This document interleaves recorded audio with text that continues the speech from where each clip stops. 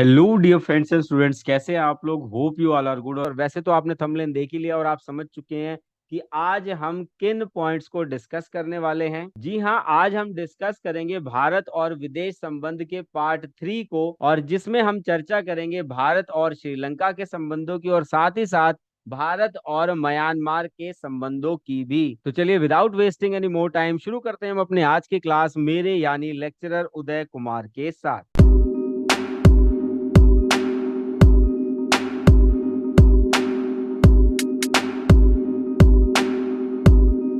तो चलिए लेक्चर की शुरुआत करते हैं हमेशा की तरह एक मानचित्र से। तो यहाँ पर देखिए आपके डिस्प्ले पर एक मानचित्र जो है वो आपको शो हो रहा होगा, और ये जो है मानचित्र भारत के दक्षिणी भाग का है। कहाँ का है?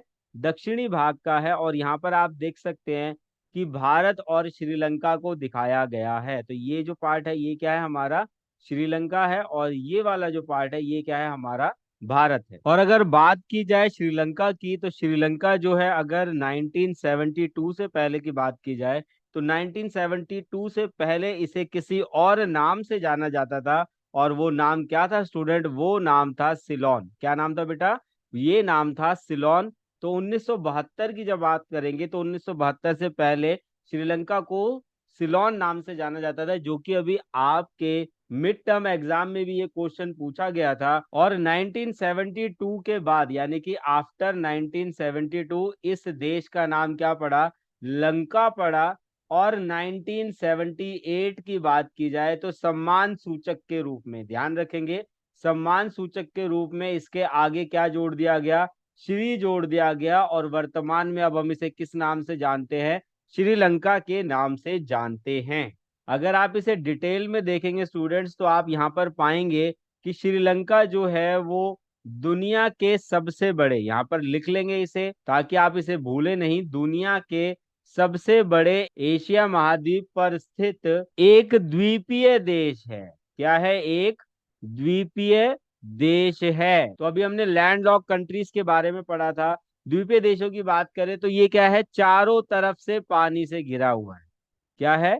चारों तरफ से जल से यानी कि पानी से घिरा हुआ देश है। और यहाँ रहने वाले लोगों की बात कहे तो उसे श्रीलंकन कहा जाता है। जैसे कि आप भारत में रहते हैं तो आप भारतीय कहलाए जाते हैं, वैसे श्रीलंका के जो निवासी हैं वो क्या कहलाते हैं? श्रीलंकन कहलाते हैं। और यहाँ की जो राजभाषा है, क्या है? राजभाषा है वो क्या है? सिंहला और तमिल है। राजभाषा कौन कौन सी है? दो राजभाषाएं देख सकते हैं हम। एक है सिंहला और दूसरी है तमिल। तमिल क्यों है? क्योंकि यहाँ पर एक बड़ी तमिल आबादी जो है वो निवास करती है। और इसी कारण दोनों के बीच में जो विवाद है वो भी बरकरार है, जिसे हम सिंहली और तमिल विवाद के नाम से जानते हैं। और मुख्य रूप से ये क्या है? एक जातीय संघर्ष है। क्या है? ये एक जातीय संघर्ष है जिसे हम अपनी रेगुलर क्लासेस में बहुत डिटेल्ड में पढ़ चुके हैं। और वर्तमान समय की बात करें तो वर्तमान समय में भी इस विवाद को निपटाया नहीं जा सका है। तो आई होप अब आप श्रीलंका के बारे में जो बेसिक इंफॉर्मेशन है उसे जान चुके हैं। तो चलिए इसी के साथ चलते हैं हमारी स्लाइड के ऊपर, जहां पर हम इसे और डिटेल में समझेंगे। किसमें समझेंगे? डिटेल में समझेंगे। तो पहले पॉइंट के रूप में हम देख सकते हैं कि भारत और श्रीलंका के बीच मतभेदों का मुख्य मुद्दा श्रीलंका में चल रहा जातीय संघर्ष है। अब ये जातीय संघर्ष किनके बीच में है? दो ग्रुप्स के बीच में है। एक क्या है? हमारा तमिल है, और दूसरा जो है वो है सिहली।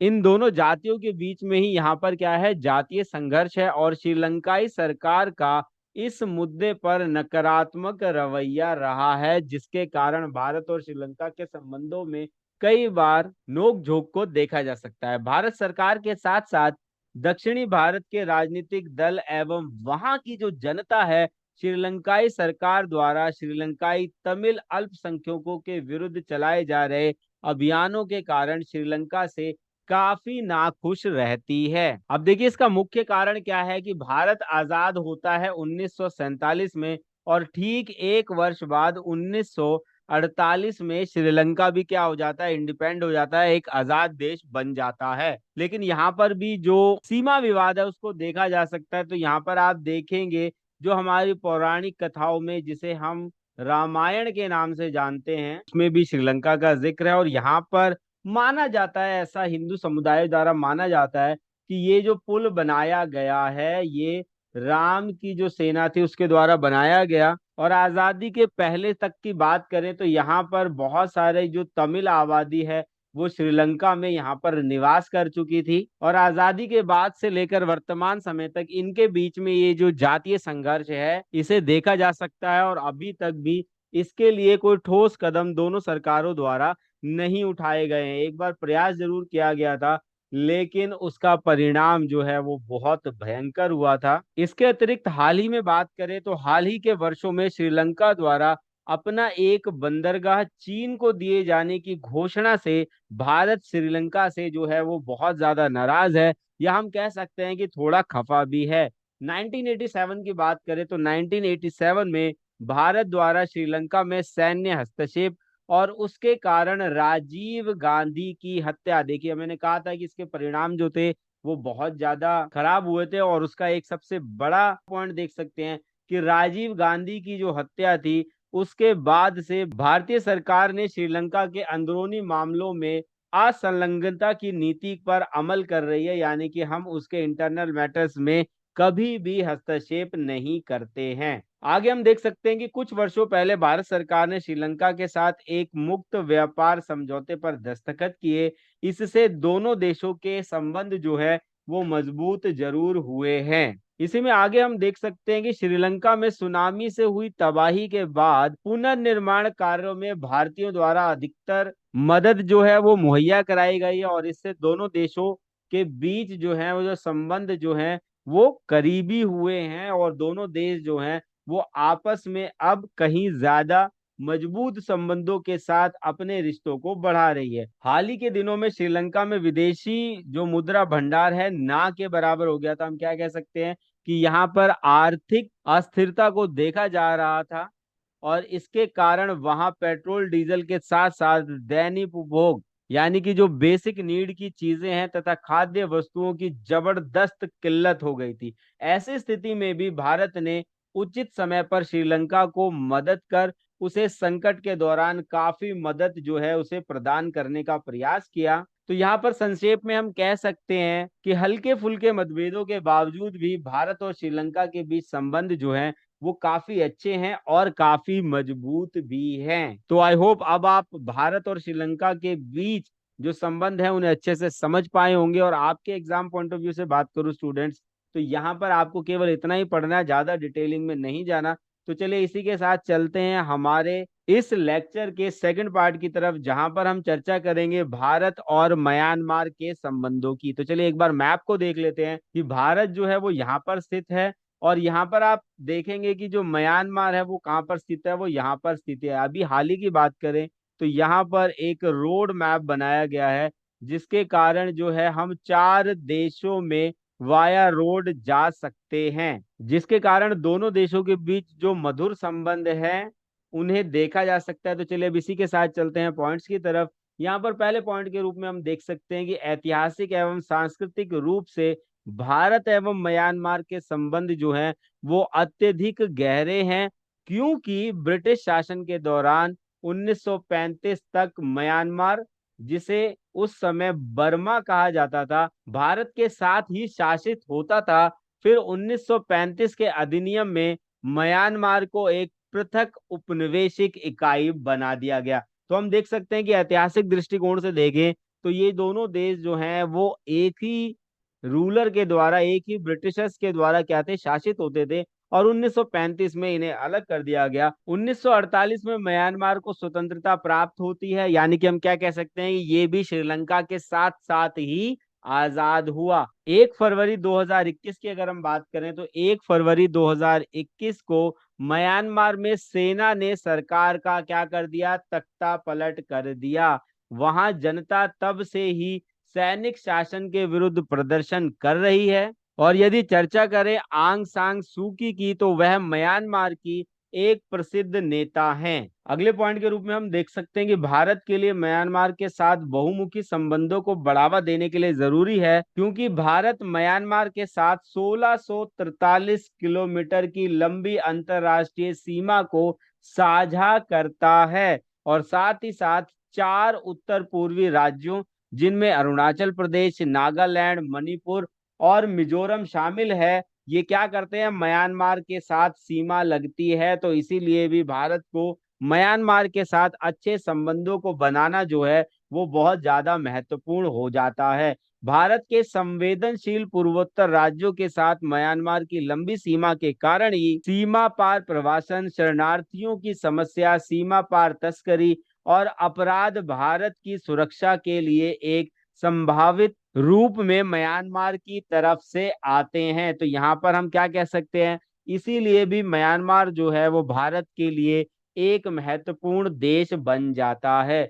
म्यांमार एकमात्र ऐसा देश है जो भारत की नेबरहुड फर्स्ट नीति और एक्ट ईस्ट नीति, जिसे पहले लुक ईस्ट के नाम से जाना जाता था, दोनों के लिए समान रूप से महत्वपूर्ण रहा है। 1993 में पीसी नरसिम्हा राव ने पूर्व की ओर देखो नीति, जिसे हम लुक ईस्ट पॉलिसी के नाम से भी जानते हैं, यह नीति म्यांमार से शुरू की और इस नीति का मुख्य उद्देश्य भारत के व्यापारिक दिशा अपने पड़ोसी देश और पश्चिमी देशों से हटाकर उभरते हुए दक्षिण पूर्वी एशियाई देशों की ओर करना था। तो यहाँ पर हम देख सकते हैं कि जो पीवी नरसिम्हा राव थे वह बहुत दूरदर्शी थे और उनकी दूरदर्शिता ही इस बात का प्रतीक है कि उन्होंने पश्चिम की ओर ध्यान देने की बजाय पूर्व की ओर ध्यान दिया और अपने पड़ोसी देशों के साथ संबंधों को सुधारने का प्रयास किया, जिसे हम लुक ईस्ट पॉलिसी के नाम से देख सकते हैं।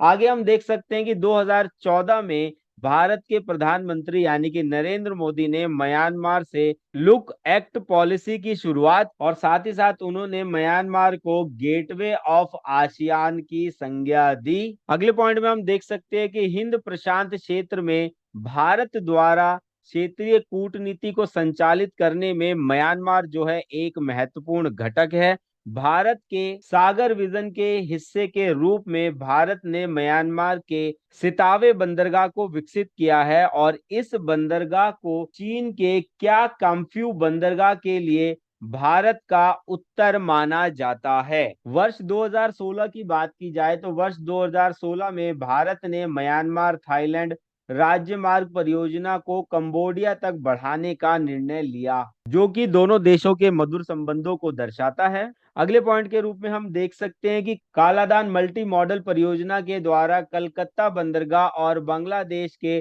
सितावे बंदरगाह को जोड़ा गया है। वर्ष 2017 में भारत द्वारा अपनाई गई उदारवादी वीजा नीति के कारण अब म्यांमार के लोग भारत आ सकते हैं, परंतु उनसे कोई शुल्क नहीं लिया जाएगा। तो जिस तरीके से हमने नेपाल के साथ अपने मधुर संबंधों को बनाया हुआ है, ठीक उसी प्रकार म्यांमार के साथ भी संबंधों को विकसित करने की जो नीति है वो 2017 से देखी जा सकती है। भारत म्यांमार को सैनिक प्रशिक्षण भी उपलब्ध कराता रहता है तथा उसके साथ साझा सैन्य अभ्यास भी करता है, ताकि विकट परिस्थितियों में जो दोनों देश हैं अपनी रक्षा एवं सुरक्षा कर सके। वर्ष 2019 में म्यांमार और भारत के बीच रक्षा सहयोग पर हस्ताक्षर किए गए हैं। इसके अतिरिक्त अगर मैं चर्चा करूं तो भारत ने अपने मेक इन इंडिया कार्यक्रम के अंतर्गत भारतीय शस्त्र उद्योगों को बढ़ावा देने के लिए और सैन्य निर्यात को बढ़ावा देने के लिए म्यांमार को अपने साथ रखा है। तो बेटा यहाँ पर ये जो पॉइंट्स है, इतने ही पॉइंट जो है वो आपके एग्जाम पॉइंट ऑफ व्यू से इंपॉर्टेंट होने वाले हैं। तो आज की क्लास में बस इतना ही। मिलते हैं आपसे नेक्स्ट क्लास में, जहां पर हम इससे नेक्स्ट चैप्टर को डिस्कस करेंगे। तब तक के लिए जय भीम, जय भारत।